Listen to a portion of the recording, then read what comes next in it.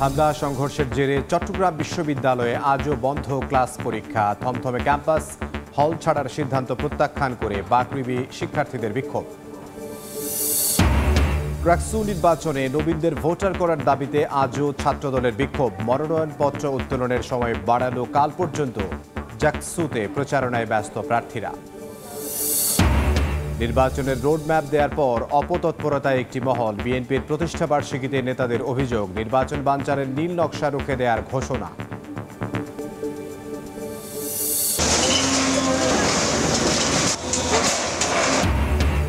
কক্সবাজারে অবৈধ স্থাপনা গুঁড়িয়ে দিল বিআইডব্লিউটিএ। নোয়াখালীতে উচ্ছেদ অভিযানে ভ্রাম্যমাণ আদালতের উপর হামলা, নির্বাহী ম্যাজিস্ট্রেটের গাড়ি ভাঙচুর।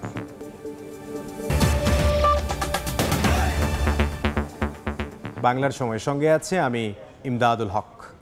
হামলা সংঘর্ষের জেরে চট্টগ্রাম বিশ্ববিদ্যালয়ে আজও চলছে ১৪৪ ধারা। থমথমে অবস্থা বিরাজ করছে ক্যাম্পাসে, মোতায়েন রয়েছে যৌথ বাহিনী। বন্ধ ক্লাস পরীক্ষা। ইতোমধ্যে শিক্ষার্থীদের সঙ্গে প্রশাসনের আলোচনার পর ২১ সদস্য বিশিষ্ট তদন্ত কমিটি গঠনের সিদ্ধান্ত নেওয়া হয়েছে। তবে মামলার বিষয়ে এখনও সিদ্ধান্ত নেয়নি প্রশাসন। চট্টগ্রাম বিশ্ববিদ্যালয় ক্যাম্পাসে টহল দিচ্ছে আইন শৃঙ্খলা বাহিনী। শিক্ষার্থী ও স্থানীয়দের মধ্যে সংঘর্ষে চট্টগ্রাম বিশ্ববিদ্যালয়ের ২ নম্বর গেট বাজারের পূর্বসীমা থেকে রেলগেট পর্যন্ত ১৪৪ ধারা জারি করে প্রশাসন। ক্লাস পরীক্ষা স্থগিত থাকায় বিরাজ করছে থমথমে পরিস্থিতি। শিক্ষার্থীদের ওপর হামলা ও প্রশাসনের নীরব ভূমিকা পালনের অভিযোগে বিশ্ববিদ্যালয়ের উপাচার্যের বিরুদ্ধে বিক্ষোভ করেছেন ছাত্রীরা।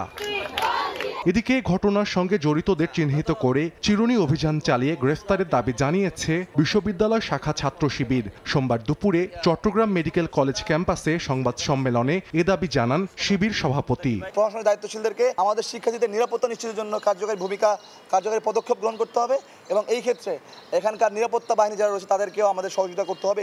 এই সহযোগিতাটা আমরা চাচ্ছি এবং আমরা আমাদের দাবি যদি মৌলিক কথা যদি বলি, আমাদের যে সকল সন্ত্রাসীরা রয়েছে তাদেরকে গ্রেফতার করতে হবে দ্রুত সময়ের মধ্যে। অন্যদিকে বাড়িঘর ভাঙচুর ও লুটপাটের অভিযোগ করেছেন স্থানীয়রা। জড়িতদের গ্রেফতার ও শাস্তির দাবি জানান তারা। দেরিতে বাড়িতে প্রবেশ করা নিয়ে বিশ্ববিদ্যালয়ের এক নারী শিক্ষার্থীকে মারধরের অভিযোগ ওঠে বাড়ির দারোয়ানের বিরুদ্ধে। এরই জেরে শনিবার গভীর রাতে সংঘর্ষের পর রোববার ফের সংঘাতে জড়ায় শিক্ষার্থী ও স্থানীয়রা। এতে আহত হন ৪ শতাধিক শিক্ষার্থী। সময় সংবাদ, চট্টগ্রাম বিশ্ববিদ্যালয়।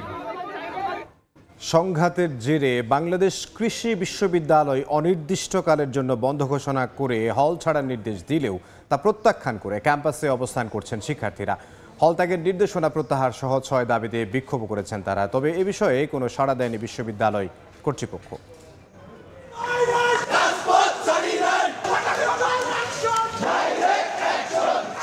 স্লোগানে উত্তাল বাংলাদেশ কৃষি বিশ্ববিদ্যালয় ক্যাম্পাস। হল ছাড়ার নির্দেশনা প্রত্যাখ্যান করে শিক্ষার্থীদের এই বিক্ষোভ। নিরাপত্তার কথা ভেবে সোমবার সকাল থেকেই অনেক ছাত্রী হল ছেড়ে গেলেও ছাত্রদের কাউকে যেতে দেখা যায়নি। পরে সকাল ৯টার দিকে সবগুলো ছাত্র হল থেকে খণ্ড খণ্ড মিছিল নিয়ে ক্যাম্পাসের কেয়ার মার্কেট এলাকায় জড়ো হন তারা। হল ছাড়ার নির্দেশনা প্রত্যাখ্যান করে রাস্তায় নেমে বিক্ষোভ মিছিল করেন শিক্ষার্থীরা। আমাদেরকে অবশ্যই সকাল ৯টার মধ্যে হল ছাড়তে বলা হয়েছিল, কিন্তু আমরা সবাই এখন একতাবদ্ধ। আমাদের সবার আন্দোলনের এখন মূল দাবি হচ্ছে কি আমরা কখনো কেউ হল ছাড়বো না। বিশ্ববিদ্যালয়ের সমস্ত হল ভ্যাকেন্ট করার যে নোটিশটা দেওয়া হয়েছিল ওটা প্রত্যাহার করতে হবে। বেলা 11:30টায় সংবাদ সম্মেলনে হল ছাড়ার নির্দেশ দুপুর 2টার মধ্যে প্রত্যাহার এবং হলগুলোতে চলমান সব ধরনের সুবিধা অব্যাহত রাখা, হামলার ঘটনায় প্রক্টোরিয়াল বোর্ডের পদত্যাগ, ভিসির প্রকাশ্যে ক্ষমা প্রার্থনা সহ 6 দফা দাবি জানান আন্দোলনকারীরা। বহিরাগতরা আমাদের উপর টর্চার করছে আর কি, সেই কারণে আমরা চাই প্রক্টোরিয়াল বডির পদত্যাগ। আমাদের এই 6 দফা দাবি যতক্ষণ না পর্যন্ত প্রশাসন কর্তৃক গৃহীত হবে, তার যথাযথ ব্যবস্থা না নিবে, আমরা আমাদের কর্মসূচি কঠোর থেকে কঠোরতর কর্মসূচি গ্রহণ করব এবং পুরো ভার্সিটি লকডাউনে যাবে, ব্ল্যাকআউটে যাবে। হল বন্ধের ঘোষণার পর ক্যাম্পাসে আইন শৃঙ্খলার দায়িত্ব স্থানীয় প্রশাসনের বলে জানিয়েছেন বিশ্ববিদ্যালয়ের প্রক্টর। ছেলেরা বেশিরভাগ তাদের একটু দাবি আছে যে তারা বোধহয় এটা যেতে চাচ্ছে না এরকম, তো তাদের সঙ্গে আমরা কথা বলার চেষ্টা করছি, দেখি এটা সিদ্ধান্ত হতে তাড়াতাড়ি আসতে যাবে। রোববার রাতে কম্বাইন্ড ডিগ্রির দাবিতে আন্দোলনরত ভেটেরিনারি ও পশুপালন অনুষদের শিক্ষার্থীদের উপর হামলা চালায় বহিরাগতরা। সংঘাতের জেরে রাতেই বিশ্ববিদ্যালয়ে অনির্দিষ্টকালের জন্য বন্ধ ঘোষণা করা হয়। সেই সাথে সোমবার সকাল ৯টার মধ্যে আবাসিক হল খালি করার নির্দেশ দেয় বিশ্ববিদ্যালয় কর্তৃপক্ষ। ওবায়দুল হক, সময় সংবাদ, ময়মনসিংহ। এই মুহূর্তে চট্টগ্রাম বিশ্ববিদ্যালয়ে আছেন সহকর্মী তারিফ রহমান এবং ময়মনসিংহের বাংলাদেশ কৃষি বিশ্ববিদ্যালয়ে আছেন সহকর্মী ওবায়দুল হক। সরাসরি শুরুতেই যাচ্ছি তারিফের কাছে। তারিফ, আমি এখন আছি চট্টগ্রাম বিশ্ববিদ্যালয়ের সিনেট কক্ষে। আজকে প্রায় 3 ঘন্টা চট্টগ্রাম বিশ্ববিদ্যালয়ের প্রশাসন, স্থানীয় এবং পুলিশ প্রশাসন থেকে আইনশৃঙ্খলা রক্ষাকারী বাহিনী যারা ছিল তারা মিটিং করেছেন এবং কিভাবে এই পরিস্থিতি থেকে আসলে উত্তরণ পাওয়া যায় সেটা নিয়ে তারা মিটিং করেছেন এবং সেই মিটিং শেষ হয়েছে প্রায় 5:30 নাগাদ। আমাদেরকে একটু পরেই আসলে সাংবাদিকদেরকে প্রেস ব্রিফিং করে জানাবেন এমনটি আমাদের বিশ্ববিদ্যালয় প্রশাসন থেকে জানানো হয়েছে। তো সেজন্যই আমরা এখন সিনেট কক্ষে রয়েছি। এছাড়া যে গতকালকে যে পরিস্থিতির কারণে পুরো বিশ্ববিদ্যালয় জুড়ে আজ রাত 12টা পর্যন্ত 144 ধারা জারি রয়েছে। এর পাশাপাশি পুরো বিশ্ববিদ্যালয়ে যৌথ বাহিনীর যে মহড়া সেটি চলছে এবং আমাদেরকে এমনকি জানানো হয়েছে যে বিশ্ববিদ্যালয় প্রশাসন যতক্ষণ পর্যন্ত চাবেন ততক্ষণ পর্যন্ত পুরো বিশ্ববিদ্যালয় যৌথ বাহিনীর নিয়ন্ত্রণে থাকবে এমনটি আমাদেরকে তারা জানিয়েছেন আর কি। এর পাশাপাশি আমরা দেখি পুরো বিশ্ববিদ্যালয় আজকে সকাল থেকে বেশ থমথমে পরিস্থিতি ছিল, কিন্তু বিকাল থেকে আমরা দেখতে পেয়েছি যে চট্টগ্রাম বিশ্ববিদ্যালয়ে বেশ কিছু সংগঠন অর্থাৎ তারা বিক্ষোভ করেছেন। তারা বলছেন যে গতকালকে যে ঘটনাটি ঘটেছে সেখানে প্রশাসনের বেশ কিছু নিরাপদ ভূমিকা এবং তাদের যে আইনশৃঙ্খলা রক্ষাকারী বাহিনী ঘটনাস্থলে পৌঁছাতে দেরি, এইসব বিষয়গুলো নিয়ে তারা প্রশাসনকে জবাবদিহিতা করার জন্য আজকে বেশ কয়েকটি সংগঠন আমরা দেখেছি যে এখানে বিশ্ববিদ্যালয়ের বিভিন্ন পয়েন্টে তারা বিক্ষোভ সমাবেশ করে এবং এরপরে আমরা দেখতে পাচ্ছি যে এখন বিশ্ববিদ্যালয় প্রশাসন এবং স্থানীয়দের সাথে যেই দুপুর 3টায় তাদের যে কর্মসূচি ছিল সেটি শেষ মিটিং হয়। মিটিং পরবর্তী সময়ে আমাদেরকে জানানো হয় যে একটি প্রেস ব্রিফিং এর মাধ্যমে আসলে কিভাবে এই বিষয়টা আসলে শিক্ষার্থী এবং এলাকাবাসীর মধ্যে যেই সংঘর্ষ থেকে আসলে যে একটি শান্তিপূর্ণ অবস্থায় আনা যায় সেই বিষয়ে তারা কথা বলেছেন। কিন্তু আমরা আরেকটি বিষয় জানিয়ে রাখি যে মিটিংটি চলেছিল সেখানে ছাত্র সংগঠনগুলোর অনেক প্রতিনিধি আসলে অংশগ্রহণ করেছিল, কিন্তু তারা সেখান থেকে ওয়ার্ক আউট করে এবং তারা আমাদেরকে জানান যে এই মিটিং এ আসলে শিক্ষার্থীদের পক্ষ থেকে বেশি দেখা গিয়েছে যে শিক্ষার্থীদের আমাদেরকে জানিয়েছে যে প্রশাসন আসলে সেভাবে সহযোগিতা করেনি বলে আমাদেরকে জানিয়েছেন। তো এখন আমরা চলে যাচ্ছি বাংলাদেশ কৃষি বিশ্ববিদ্যালয় ময়মনসিংহে, সেখানে আছেন আমাদের রিপোর্টার ওবায়দুল হক। আমি এখন আছি বাংলাদেশ কৃষি বিশ্ববিদ্যালয়ের আব্দুল জব্বারপুরে যে রেল লাইন রয়েছে, এই রেল লাইনে অবস্থান করে 2 ঘন্টার বেশি সময় ধরে ঢাকা ময়মনসিংহ রেলপথ অবরোধ করেছেন বাংলাদেশ কৃষি বিশ্ববিদ্যালয়ের যে আন্দোলনরত শিক্ষার্থী। তারা 2 ঘন্টার বেশি সময় ধরে কিন্তু এতে ময়মনসিংহ, আউলিয়ানগর সহ বেশ কিছু স্টেশনে বেশ কয়েকটি ট্রেন কিন্তু আটকা পড়েছে। এতে কিন্তু বেশ দুর্ভোগে পড়েছেন যাত্রীরা।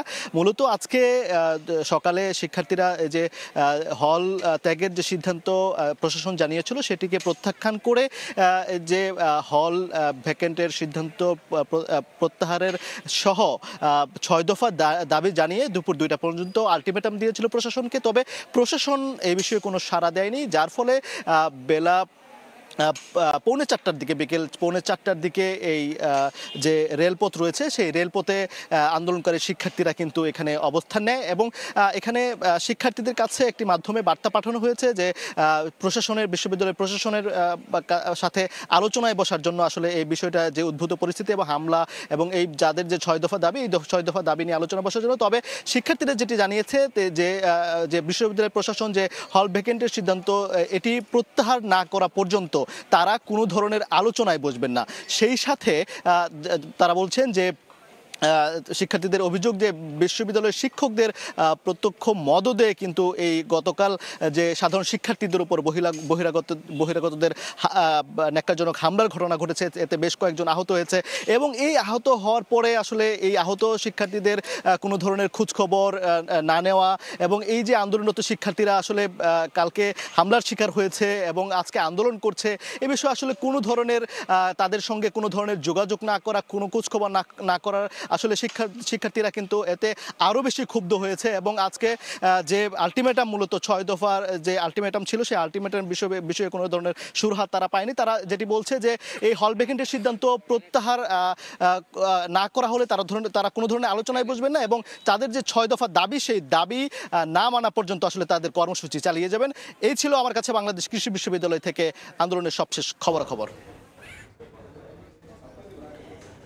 ময়মনসিংহ বাংলাদেশ কৃষি বিশ্ববিদ্যালয় থেকে সহকর্মী ওবায়দুল হক এবং এর আগে চট্টগ্রাম বিশ্ববিদ্যালয় থেকে যোগ দিয়েছিলেন সহকর্মী তারিফ রহমান। এবার ছাত্র সংসদ নির্বাচনের খবর।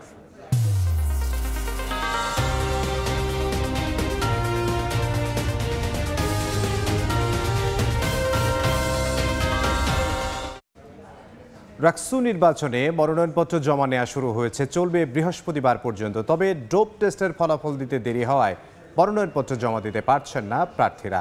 মনোনয়নপত্র উত্তোলনের সময় মঙ্গলবার পর্যন্ত বৃদ্ধি করা হয়েছে। 2024-25 শিক্ষাবর্ষের শিক্ষার্থীদের রাকসু নির্বাচনে ভোটার করার দাবিতে আজও বিক্ষোভ করছে ছাত্রদল। অন্যদিকে চতুর্থ দিনের মতো জাকসু নির্বাচনের প্রচার প্রচারণায় ব্যস্ত প্রার্থীরা। রাকসু নির্বাচন ঘিরে ব্যাপক উৎসাহ উদ্দীপনা বিরাজ করছে রাজশাহী বিশ্ববিদ্যালয়ে। তফসিল ঘোষণা, মনোনয়নপত্র বিতরণ শেষে শুরু হলো জমার কার্যক্রম। তবে অধিকাংশ প্রার্থীর ডোপ টেস্ট করাতে গিয়ে ফলাফল পেতে দেরি হচ্ছে। এজন্য সোমবার কোনো মনোনয়নপত্র জমা পড়েনি। বিকেলের মধ্যে ফলাফল পাওয়ার পর মঙ্গলবার থেকে পুরোদমে শুরু হবে জমা কার্যক্রম। এছাড়া মনোনয়ন উত্তোলনের সময় একদিন বৃদ্ধি করেছে রাকসু নির্বাচন কমিশন। আমরা মনোনয়নপত্র দাখিল করতে পারতেছি না, কারণ আমাদের যে ডোপ টেস্টের যে ফলাফল এটা মনোনয়নপত্রের সাথেই রাকসু কোষাধ্যক্ষ কার্যালয়ে জমা দেওয়ার কথা রয়েছে। এটা তো অবশ্যই আমরা একটা আশঙ্কা করছি যে আমরা হয়তো সময় মতো মনোনয়ন সাথে ডোপ টেস্টের রিপোর্টটা জমা দিতে পারবো না। রাজশাহী বিশ্ববিদ্যালয়ের 2024-25 শিক্ষাবর্ষের শিক্ষার্থীদের ভোটার করার দাবিতে প্রশাসনিক ভবনের সামনে দ্বিতীয় দিনের মতো বিক্ষোভ করেছে ছাত্রদল। আগের দিন কোষাধ্যক্ষের কার্যালয়ের সামনে বিক্ষোভ চলাকালে হামলার তীব্র নিন্দা জানান নেতারা। প্রথম বর্ষ শিক্ষার্থীদেরকে অনতিবিলম্বে আমাদের রাকসু নির্বাচনে তাদেরকে ভোটের অধিকারটা ফেরত দিতে হবে, কেন এটি তাদের গণতান্ত্রিক অধিকার। জাহাঙ্গীরনগর বিশ্ববিদ্যালয় ছাত্র সংসদ নির্বাচনের প্রচার প্রচারণা তুঙ্গে। শিক্ষার্থীদের সঙ্গে কুশল বিনিময় করে ব্যালট নম্বর জানিয়ে ভোট চাইছেন বিভিন্ন প্যানেলের প্রার্থীরা, দিচ্ছেন নানা প্রতিশ্রুতি। ভোটাররা বলছেন শিক্ষার্থীদের পাশে থাকবেন এমন প্রার্থীকেই বেছে নেবেন তারা। সবসময় শিক্ষার্থীদের দাবি নিয়ে কথা বলেছে এরকম কোনো দল, প্রার্থীগুলো সঠিক কাজ করতে পারবে কিনা এইভাবে আমরা যোগ্য প্রার্থীকে বেছে নেব। ক্যাম্পাসের সৌন্দর্য, পরিবেশ পরিচ্ছন্নতা নিয়ে কাজ করে যেতে চাই। আগামী 11 সেপ্টেম্বর অনুষ্ঠিত হতে যাচ্ছে 10ম জাকসু নির্বাচন, আর রাকসু নির্বাচন হবে 25 সেপ্টেম্বর। হিরণ আহমেদ, সময় সংবাদ। নির্বাচনের রোডম্যাপ ঘোষণার পর থেকে একটি চক্র দেশের মধ্যে অস্থিতিশীল পরিবেশ সৃষ্টি করে নির্বাচন বানচাল করার পায়তারা করছে। তাদের নীল নকশা বাস্তবায়ন করতে দেওয়া হবে না। বিএনপির প্রতিষ্ঠাবার্ষিকীতে হুঁশিয়ারি দেন নেতারা। জেলায় জেলায় বর্ণাঢ্য আয়োজনের মধ্য দিয়ে দলটির 47তম প্রতিষ্ঠাবার্ষিকী উদযাপন করা হয়।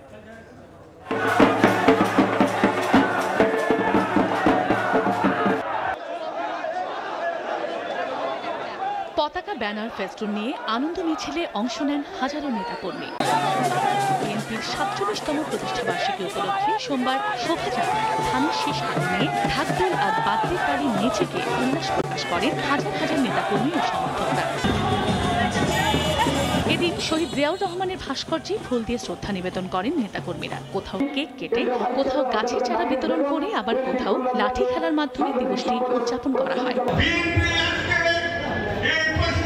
বিভিন্ন জেলায় সংক্ষিপ্ত পথসভায় নেতারা বলেন, নির্বাচনের রোডম্যাপ ঘোষণার পর থেকে একটি চক্র দেশের মধ্যে অস্থিতিশীল পরিবেশ সৃষ্টি করে নির্বাচন বানচাল করার পায়তারা করছে। ফেব্রুয়ারির মধ্যভাগের পূর্বেই নির্বাচনের যে ঘোষণা এসছে সেই নির্বাচনকে প্রতিহত করার চেষ্টা যত ষড়যন্ত্রই দেশ বিদেশ থেকে হোক না কেন, এই দেশের নিরঙ্কুশ ক্ষমতা জনগণের হাতে।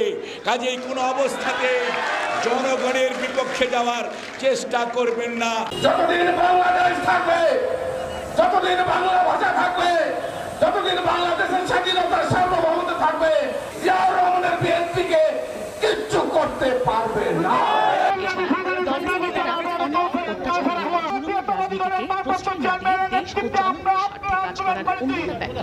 এই প্রতিষ্ঠা বার্ষিকী বিএনপির নেতাকর্মীরা শপথ এবং অঙ্গীকার করতে চাই, আমরা জনগণকে বিচ্ছিন্ন হবে এমন কোনো কাজ, অন্যায়, অত্যাচার, নির্যাতন সাথে আমরা জড়িত থাকব না। এর আগে সকালে বাগেরহাট শহরের দলীয় কার্যালয়ের সামনে জাতীয় পতাকা উত্তোলনের মধ্য দিয়ে প্রতিষ্ঠাবার্ষিকী উপলক্ষে 7 দিনের কর্মসূচি ঘোষণা করে জেলা বিএনপি। চন্দা বিশ্বাস, ববি, সময় সংবাদ। আসন্ন জাতীয় সংসদ নির্বাচনে সেনাবাহিনীর পাশাপাশি নৌ ও বিমান বাহিনীকেও কাজে লাগানো হবে বলে জানিয়েছেন স্বরাষ্ট্র উপদেষ্টা মোহাম্মদ জাহাঙ্গীর আলম চৌধুরী। সকালে সিলেট জেলা প্রশাসকের সম্মেলন কক্ষে এক মতবিনিময় সভায় কথা বলেন তিনি। র্যাব, এবিবিএন, তারপরে আপনার কোস্টগার্ড, এরা তো সবাই থাকবে। এবার আমরা ইলেকশনের সময় শুধু সেনাবাহিনী না, এবার আমরা নৌবাহিনী এবং বিমান বাহিনীরও তাদেরও আমরা কাজে লাগাবো। কক্সবাজারের বাঁকখালী নদীকে দখলমুক্ত করতে 5 দিনের উচ্ছেদ অভিযান শুরু হয়েছে। প্রথম দিনে বেশ কয়েকটি স্থাপনা গুঁড়িয়ে দিয়ে উদ্ধার করা হয়েছে 2 একর জমি। বাঁকখালী নদী যার তীর দখল করে নির্মাণ করা হয়েছে একের পর এক স্থাপনা। এসব অবৈধ স্থাপনা উচ্ছেদ করতে কার্যক্রম শুরু করেছে প্রশাসন। সোমবার সকাল 9টায় উচ্ছেদ কার্যক্রম শুরুর কথা থাকলেও কিছুটা দেরি হয়। প্রথমেই কাগজপত্র নিয়ে জমির মালিকরা প্রতিবন্ধকতা তৈরি করলেও বন্ধ করতে পারেনি উচ্ছেদ কার্যক্রম। যৌথ বাহিনীর সহায়তায় বোলডোজার দিয়ে গুঁড়িয়ে দেওয়া হয় স্থাপনা। তবে স্থানীয়দের দাবি, হঠাৎ উচ্ছেদ কার্যক্রমে বিপাকে পড়েছেন তারা। কেউ শুনতে পারছি, কেউ শুনতে পারি নাই। আজকে সকালবেলা এগুলি উচ্ছেদ অভিযান চলছে, তাহলে আমার পরিবার পরিজন নিয়ে আমি কোথায় গিয়ে দাঁড়াবো? বাঁকখালী নদী দূষণ ও দখলমুক্ত করতে সরকারকে 4 মাসের সময় বেঁধে দেয় হাইকোর্ট। এর পরিপ্রেক্ষিতে গত শনিবার নৌপরিবহন উপদেষ্টা কক্সবাজার এসে প্রশাসনের সঙ্গে বৈঠক করেন। উচ্ছেদের প্রথম দিনে 2 একর জমি দখলমুক্ত করা হয়েছে বলে জানায় বিআইডব্লিউটিএ। এখন পর্যন্ত আমরা দেখতে পাচ্ছি যে আমরা হয়তো 2 একরের মতো জায়গা অবমুক্ত হয়েছে এবং আমরা এটা চলমান থাকবে। প্রশাসন বলছে, নদী সম্পূর্ণ দখলমুক্ত করার আগ পর্যন্ত এই উচ্ছেদ কার্যক্রম অব্যাহত থাকবে। আদালতের নির্দেশ অনুযায়ী সম্পূর্ণ অবৈধ স্থাপনা উচ্ছেদ হবে না, ততক্ষণ এই অভিযানটি আমরা পরিচালনা করা হবে। বিআইডব্লিউটিএ তথ্য মতে বাঁকখালী নদীর তীরে অবৈধ দখলদার রয়েছে 188 জনেরও বেশি। সুজাউদ্দিন রুবেল, সময় সংবাদ, কক্সবাজার। নোয়াখালীতে ভ্রাম্যমাণ আদালতের উপর হামলা হয়েছে, ভাঙচুর করা হয় নির্বাহী ম্যাজিস্ট্রেটের গাড়ি। সকালে জেলা শহরে নির্বাহী ম্যাজিস্ট্রেট মোহাম্মদ ফাহিম হাসান খানের নেতৃত্বে বিভিন্ন সড়কের পাশের অবৈধ স্থাপনা উচ্ছেদ কার্যক্রম শুরু হয়। এ সময় সড়কের পাশে অবৈধভাবে অবস্থান করা বিভিন্ন গাড়ি ডাম্পিং করা হয়। এতে ক্ষুব্ধ হয়ে 11টার দিকে জিলা স্কুলের সামনের সড়ক অবরোধ করে গাড়ির মালিক ও চালকরা নির্বাহী ম্যাজিস্ট্রেটের গাড়ি ভাঙচুর করে। খবর পেয়ে ঘটনাস্থলে সেনাবাহিনী ও পুলিশ গিয়ে দুপুর 1টার দিকে পরিস্থিতি নিয়ন্ত্রণে আনে। বাংলার সময় আরও থাকছে। হুমকিতে সমুদ্রের জীববৈচিত্র্য, 8 বছরে কুয়াকাটায় ভেসে এসেছে শতাধিক মৃত ডলফিন। জেলেদের অসচেতনতা ও মাইক্রোপ্লাস্টিকের কারণে মৃত্যু বলছেন বিশেষজ্ঞ। দিনাজপুরের বীরগঞ্জে নদীতে গোসল করতে নেমে এক শিশুর মৃত্যু হয়েছে, নিখোঁজ রয়েছে আরও এক শিশু। দুপুরে আত্রাই নদীর মাধবপুর ঘাটে কয়েকজন শিশু নদীতে গোসল করতে নামে। এ সময় রুকাইয়া আক্তার ও আলিফ নূর নামের 2 জন স্রোতে ভেসে যায়। খবর পেয়ে ফায়ার সার্ভিস ঘটনাস্থলে পৌঁছে উদ্ধার অভিযান শুরু করে। পরে এক শিশুর মরদেহ উদ্ধার করা হলেও অপরজন এখনও নিখোঁজ। অভিযান চালিয়ে যাচ্ছে ডুবুরি দল।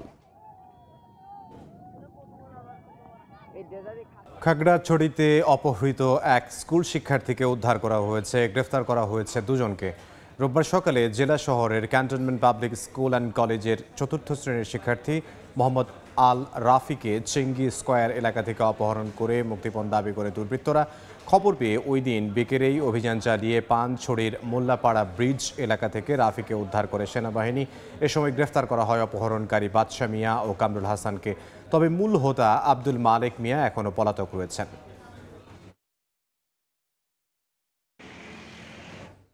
সেন্ট মার্টিনের কাছে বঙ্গোপসাগর থেকে 3টি ট্রলার সহ 17 জেলেকে ধরে নিয়ে গেছে আরাকান আর্মি। কোস্টগার্ড জানায় রোববার সন্ধ্যায় ফিশিং ট্রলারগুলোকে স্পিড বোটে ধাওয়া করে জিম্মি করে মিয়ানমারের বিদ্রোহী গোষ্ঠীর সদস্যরা পরে 3টি ট্রলার সহ 17 জেলেকে মিয়ানমারে নিয়ে যায়। তারা একজন পালিয়ে এসে প্রশাসনকে বিষয়টি জানান। ভোলায় মেঘনা নদীতে ডুবে গেছে সিরামিক কোম্পানির কাঁচামালবাহী একটি জাহাজ, তবে কোনো হতাহতের খবর পাওয়া যায়নি।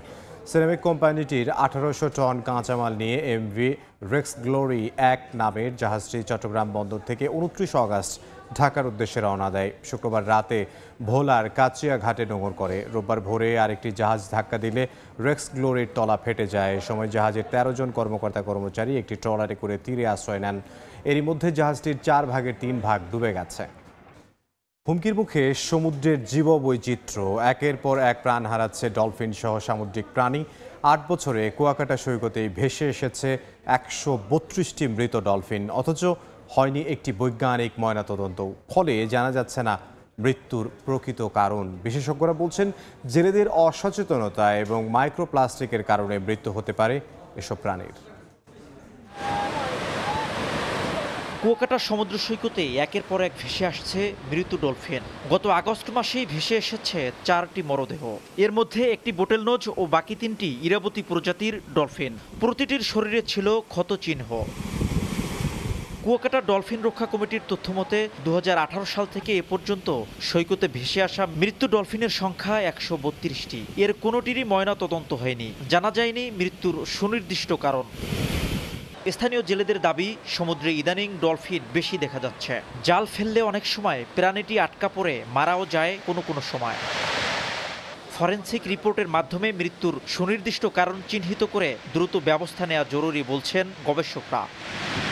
তবে বৈজ্ঞানিক গবেষণার জন্য ফরেনসিক পরীক্ষার বিষয়ে পদক্ষেপ নেওয়ার আশ্বাস বন বিভাগের। শিকদার জাবির হোসেন, সময় সংবাদ, পটুয়াখালী। বাংলার সময়ের শীর্ষ সংবাদগুলো জানিয়ে দিচ্ছে আরও একবার। হামলা সংঘর্ষের জেরে চট্টগ্রাম বিশ্ববিদ্যালয়ে আজও বন্ধ ক্লাস পরীক্ষা, থমথমে ক্যাম্পাস। হল ছাড়ার সিদ্ধান্ত প্রত্যাখ্যান করে বাকৃবি শিক্ষার্থীদের বিক্ষোভ। রাকসু নির্বাচনে নবীনদের ভোটার করার দাবিতে আজও ছাত্রদলের বিক্ষোভ। মনোনয়নপত্র উত্তোলনের সময় বাড়ালো কাল পর্যন্ত। জাকসুতে প্রচারণায় ব্যস্ত প্রার্থীরা। এবং নির্বাচনের রোডম্যাপ দেওয়ার পর অপতৎপরতায় একটি মহল। বিএনপির প্রতিষ্ঠাবার্ষিকীতে নেতাদের অভিযোগ, নির্বাচন বানচালের নীল নকশা রুখে দেওয়ার ঘোষণা।